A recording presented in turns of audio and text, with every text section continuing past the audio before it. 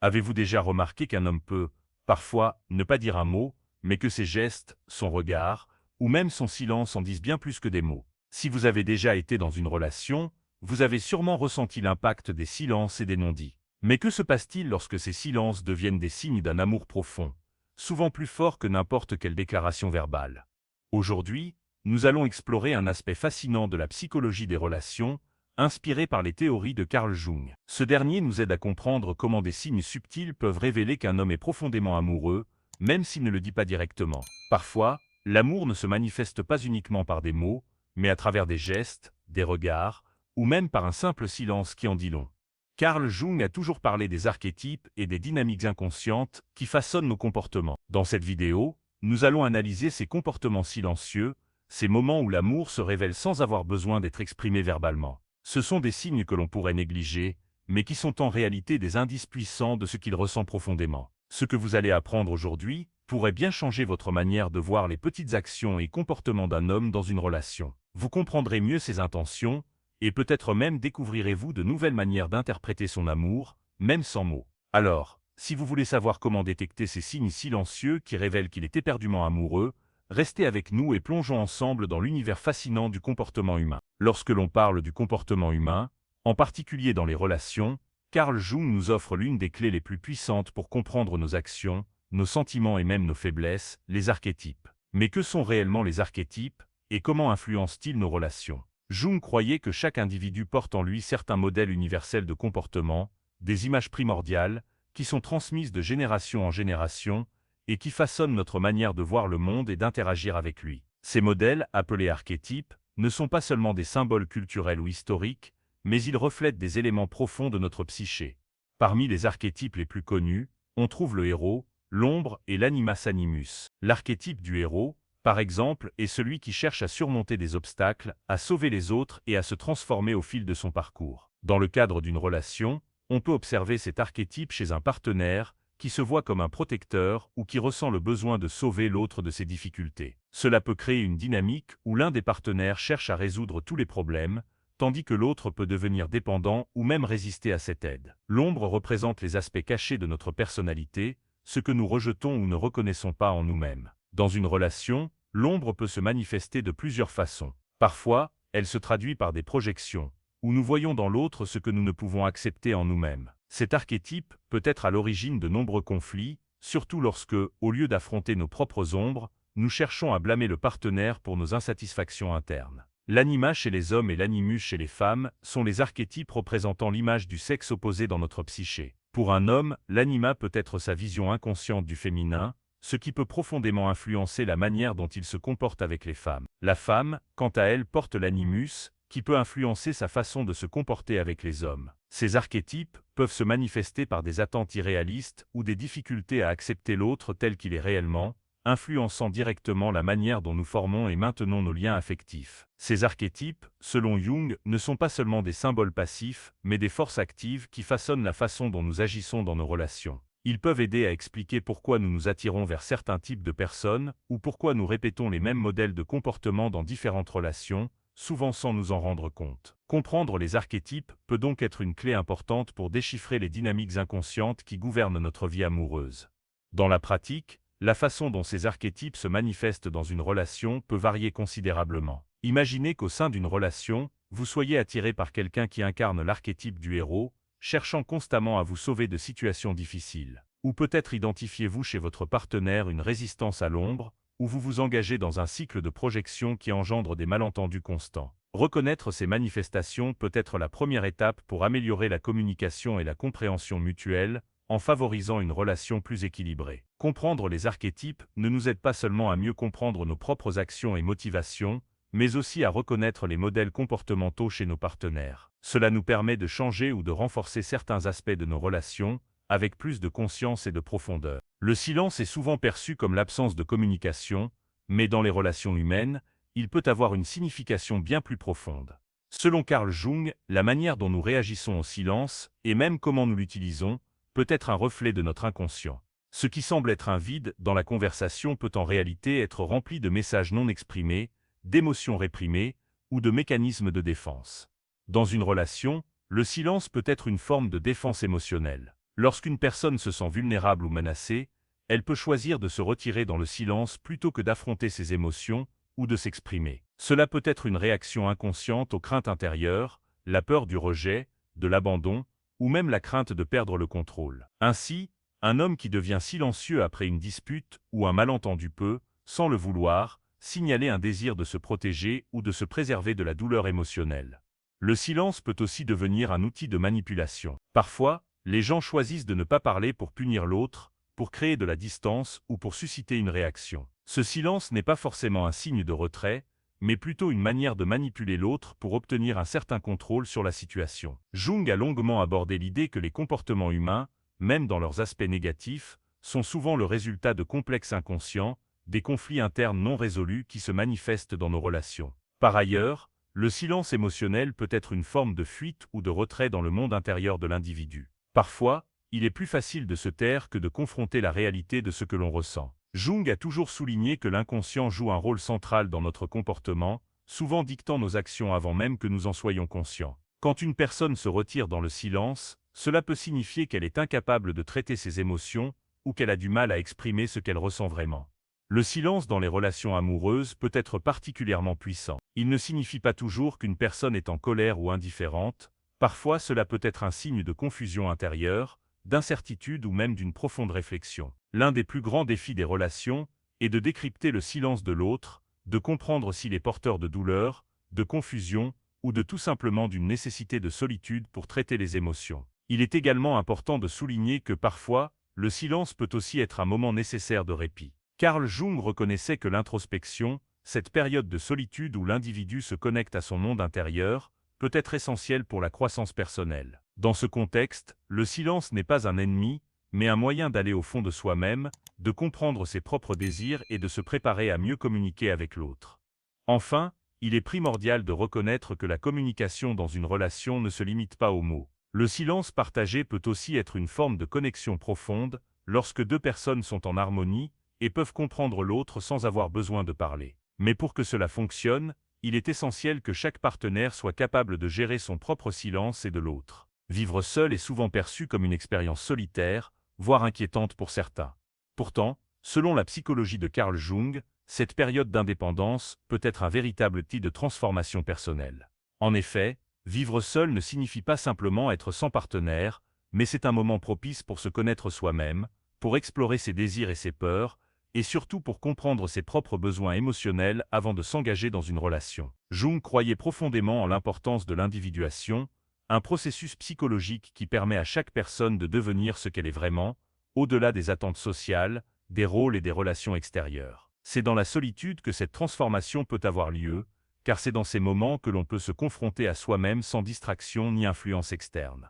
Vivre seul permet de développer une indépendance émotionnelle qui est cruciale pour toute relation saine. Beaucoup de personnes pensent qu'être en couple signifie nécessairement être heureux, mais Jung nous enseigne que pour être bien dans une relation, il est d'abord essentiel d'être bien avec soi-même. L'indépendance émotionnelle permet de ne pas dépendre de l'autre pour combler des vides internes, mais au contraire de partager sa vie avec un partenaire en étant déjà complet. Dans ce processus de découverte de soi, la solitude offre l'opportunité de mieux comprendre ses propres désirs, ses valeurs et ses besoins. C'est un moment où l'on peut réévaluer ce que l'on attend d'un partenaire, comprendre ce que l'on recherche dans une relation, et aussi ce que l'on peut offrir. Cette compréhension est fondamentale pour ne pas entrer dans une relation en quête de quelque chose que l'on n'a pas encore trouvé en soi. Cependant, le fait de vivre seul n'est pas exempt de défis. Si l'indépendance émotionnelle peut être bénéfique, elle peut aussi être perçue comme une menace pour ceux qui ont du mal à être seuls avec eux-mêmes. Jung a souvent souligné que la confrontation à nos peurs et à nos insécurités, souvent exacerbée par la solitude, est une étape importante dans le processus de guérison. C'est dans ces moments de solitude que l'on peut être confronté à ces profondeurs inconscientes, à des émotions réprimées ou à des conflits internes non résolus.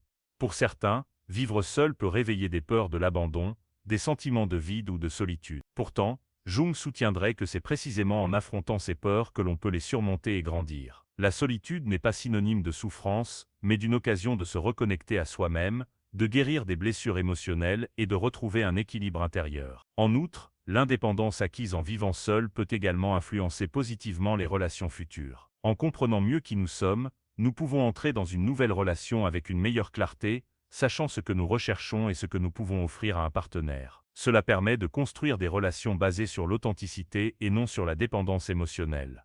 Ainsi, vivre seul, loin de signifier un état de manque ou d'insatisfaction, peut être une étape fondamentale dans le cheminement vers une vie relationnelle plus épanouie. En prenant du temps pour soi, on apprend à mieux se comprendre et à mieux s'aimer, ce qui au final est la base d'une relation saine et équilibrée. L'estime de soi est un élément fondamental de notre bien-être émotionnel et de nos relations.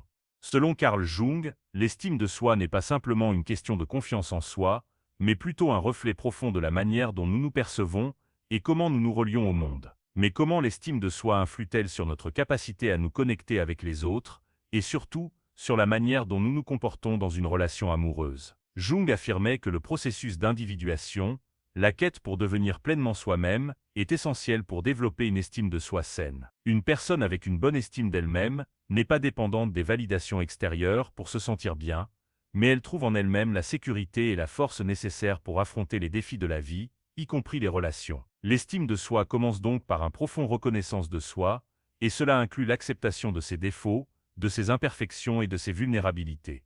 Dans une relation amoureuse, l'estime de soi joue un rôle déterminant. Une personne avec une estime de soi élevée est capable de se donner de l'amour et de la bienveillance sans attendre constamment que l'autre lui fournisse cette validation. Cela crée une dynamique équilibrée, où les deux partenaires sont capables de s'aimer de manière authentique, sans tomber dans la dépendance émotionnelle ou la quête incessante de validation. Au contraire, une faible estime de soi peut entraîner des comportements de compensation, comme rechercher une attention excessive, avoir peur du rejet ou même tolérer des comportements toxiques pour éviter de se retrouver seul. Ces comportements peuvent perturber l'équilibre d'une relation et souvent ne conduisent qu'à des frustrations mutuelles. Jung soulignerait ici que l'une des raisons pour lesquelles certaines personnes restent dans des relations destructrices est qu'elles ne sont pas prêtes à se confronter à leurs propres insécurités. Au lieu de se guérir intérieurement, elles attendent que l'autre fasse ce travail pour elles. Mais comment renforcer cette estime de soi, surtout dans le contexte des relations amoureuses? La réponse réside dans le développement personnel continu. L'une des premières étapes consiste à apprendre à se connaître pleinement, à reconnaître ses propres désirs, ses limites et ses besoins, et à s'assurer que l'on est capable de prendre soin de soi avant de se consacrer à un autre. Cela signifie s'autoriser à prendre du temps pour soi, à établir des frontières saines et à respecter ses valeurs. Il est également important de comprendre que l'estime de soi ne se renforce pas simplement par des compliments ou des réussites externes. Jung parlait de la nécessité de s'accepter profondément, avec toutes nos forces et nos faiblesses. Lorsque l'on est capable d'accepter nos imperfections, on devient plus serein et plus à même de se sentir digne d'amour, quelle que soit notre situation. Cette acceptation personnelle fait de nous des individus plus résistants face aux défis relationnels et plus attirants aux yeux des autres.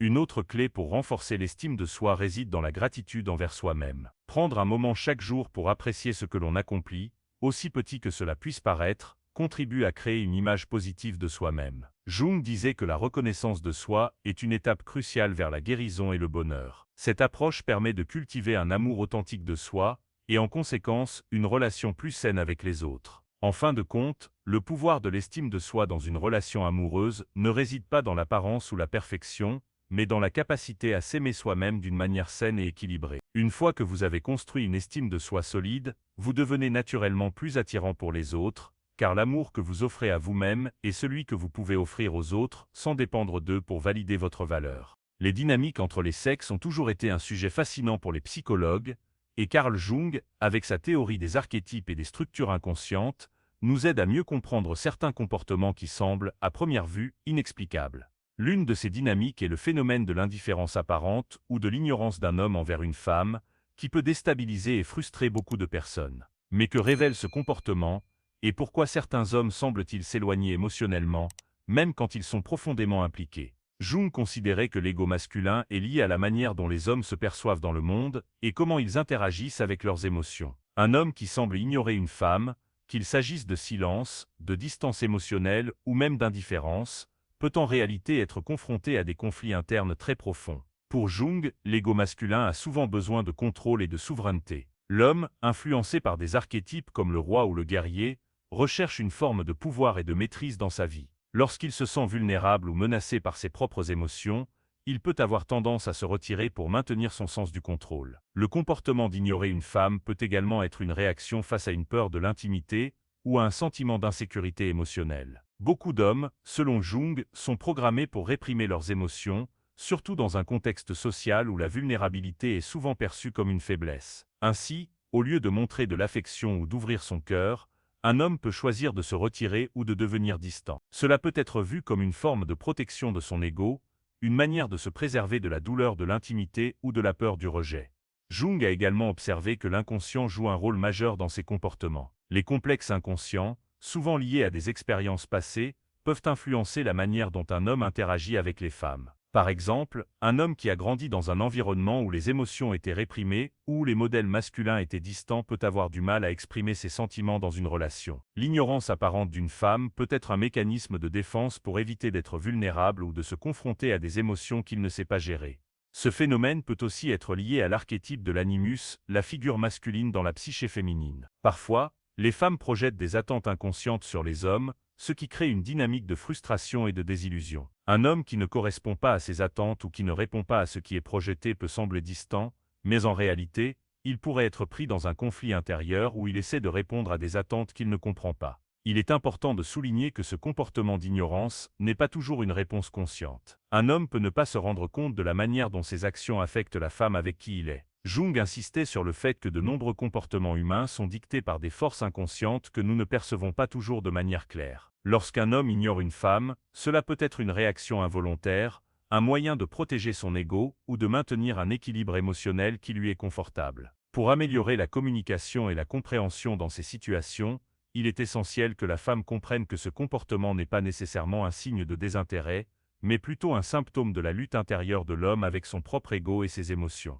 L'important est de créer un espace sûr pour que l'homme puisse exprimer ses sentiments sans se sentir menacé par la vulnérabilité. Cela peut commencer par une écoute active et une compassion envers les luttes internes de l'autre, ce qui peut aider à ouvrir la voie à une communication plus honnête et authentique. La solitude est souvent mal comprise, surtout dans une société qui valorise l'hyperconnexion et la vie en couple.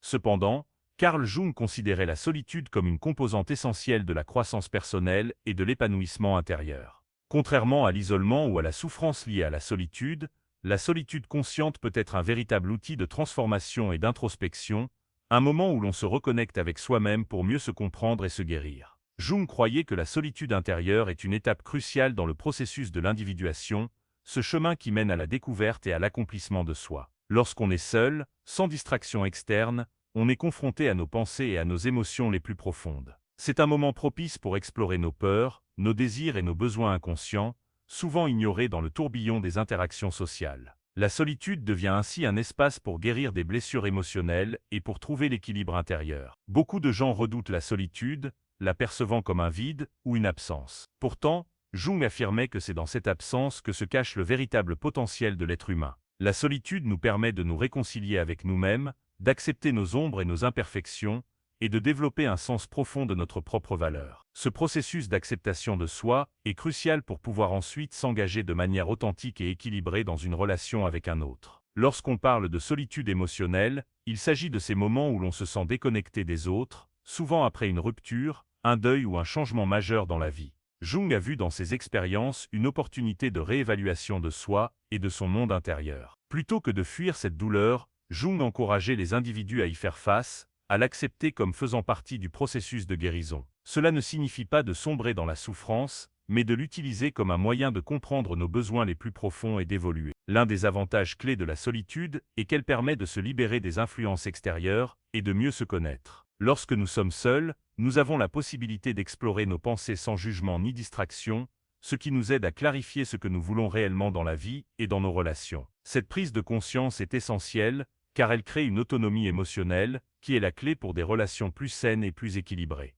En étant pleinement connecté à soi-même, on peut offrir aux autres une version authentique et non dépendante de soi. Cependant, la solitude ne doit pas être confondue avec l'isolement social, qui peut avoir des effets négatifs sur la santé mentale. L'isolement, lorsqu'il est vécu de manière prolongée et involontaire, peut entraîner des sentiments de solitude toxique, de dépression ou d'anxiété. Jung soulignait l'importance de trouver un équilibre. La solitude choisie et l'isolement social sont deux choses très différentes. La première est un choix conscient, une manière d'entrer en contact avec son propre inconscient pour se comprendre et se régénérer. L'isolement social, en revanche, est une forme de retrait forcé qui peut nuire au bien-être mental.